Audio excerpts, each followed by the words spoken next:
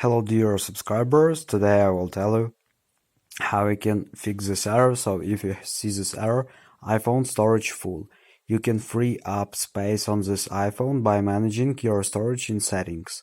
So just go to the settings, open the settings and just find here general. So it will be under screen time. Just open the general and here you need to find iPhone storage, so just open it and just check what of this takes more of your memory. So apps, system, iCloud Drive, media and other. So here you can also see what apps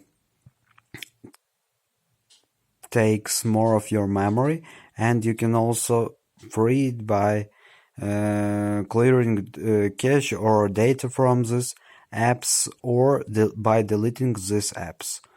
Also, you can delete some photos or some media you also have on your iPhone. So here you can also check off all of your iPhone storage. So this is the way how we can fix this error. So thanks for watching. Have a nice day. Subscribe to my channel, click like, and goodbye.